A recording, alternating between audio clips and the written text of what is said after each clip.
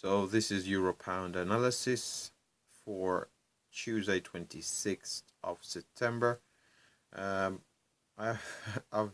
said in a previous video that this pair is difficult to get hold of. It is quite it's slippery like an eel, but it has been trading within a trading range. So I've identified obviously the top of the range and the bottom of the range, and pretty much as it reaches the top, if you're buying from beneath, you take profit. As you go down towards the support, you take profit at the lower end of the range. So the month opened at 92.09. We're well below that at 80, currently at 87.94. And where did the week open? Let me just have a look just to make sure I identify it. I'm pretty sure it was at 88.20, but I will just double check that just to make sure I am correct. Let's just get this right. If I get some compliance from my stylus. 88.20, 19.5, but 88.20. Let's go with 88.20. So if we go down to the 1 hourly, go down to the hourly chart, and I suppose I could just put it in there for because it makes it easier to identify if I was to put it on the chart. So let's just get that in there really quickly, and let's just 88.20. Okay, there we are. So weekly open, we're well below the monthly open, so we are bearish on the monthly time frame. The overall trend on the monthly time frame was to the upside, but due to the engulfing candle being formed, my bias has therefore switched to being long the pound against the euro. I'm well aware that the current Brexit negotiations are having a strong influence on this pair. Political rhetoric and rhetoric coming out of the central banks in regards to policy does appear to be driving this particular pair. Now, as you can see on the monthly time frame, we're currently trading near its lows. We've had price come up to break out to recently a new high, but it's been sold back down to what I've identified, which is pretty obvious, what appears to be an engulfing candle on the monthly time frame.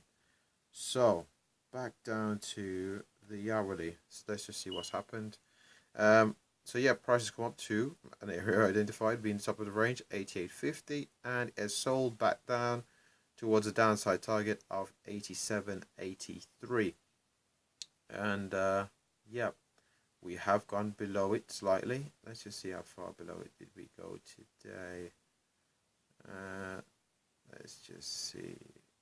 We went as low as 87.75 and 87.75, and we've used it as a bouncing spot as prices almost bounced all the way back up to a test of 88.20. So this 87.83 zone has been tested quite a few times now. We've got 3 times over here on the left hand side of the chart, and around the 15th to the 18th, and we've also had another test just over here on the 21st. We've had another test again today.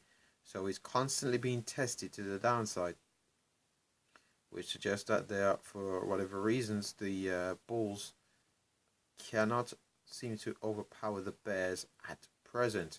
So I'm going to look for a zone beneath where if we do break and hold below 87.83, where we can expect price to go. So the very next zone is quite a bit away, but it is at 86.63 to the downside.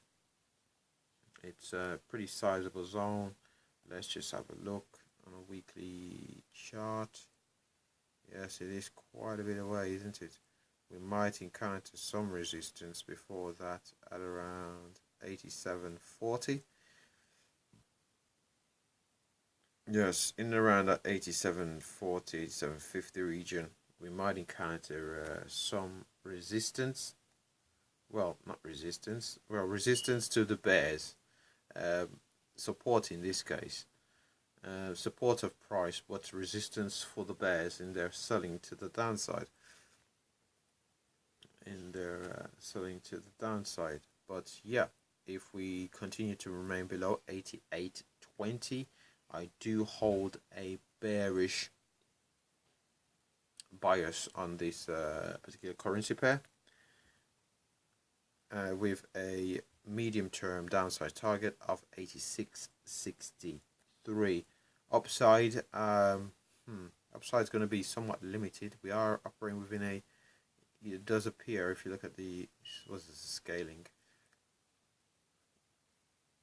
More recently, we have been oscillating around that 87.83 to the height being 89. So let's work with that. Now, if we were to say the previous high being around 89 could potentially be resistance, we could work with 89. Above that, the next possible resistance won't be until 89.80 before a test of 90.24.